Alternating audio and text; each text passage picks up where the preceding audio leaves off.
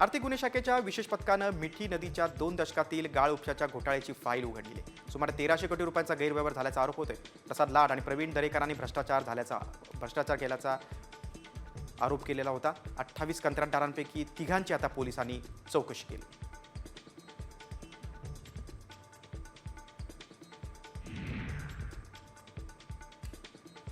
महाराष्ट्र केसरी स्पर्धेसंदर्भात नवा वाद सुरू झाला आहे. राज्यात एकच महाराष्ट्र केसरी कुस्ती स्पर्धी घ्यावी अशी मागणी डबल महाराष्ट्र केसरी चंद्रहान पाटलांनी केली.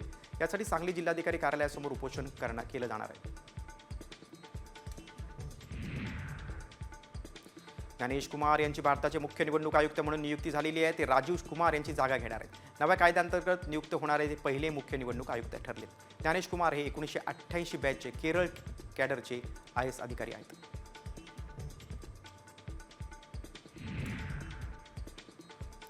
यूट्यूबर रणवीर अलाहाबादी याला सुप्रीम कोर्टानं मोठा झटका दिला आहे. त्यामुळे रणवीरला भारतात कोणताही शो करता येणार नाही असे निर्देश सुप्रीम कोर्टानं दिले. तसंच न्यायालयानं रणवीरला अटकेपासून दिलासा दिला असला तरी कडक अटी घालून दिल्या आहेत. तपास पूर्ण होईपर्यंत पासपोर्ट जमा करावा लागेल अशी अट देखील अलाहाबादीवर घालण्यात आली.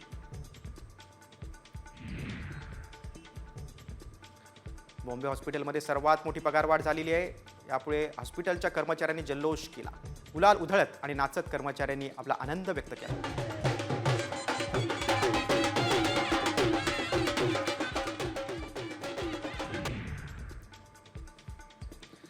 ठाण्यातही कोळशावरील तंदूर रोटी आता बंद होणार आहे. ठाणे महानगरपालिकेने 84 हॉटेल्स व्यावसायिकांना नोटीस बजावले. तसंच इलेक्ट्रिक भट्टी वापरण्याचं आवाहन सुद्धा मनपानं केलं.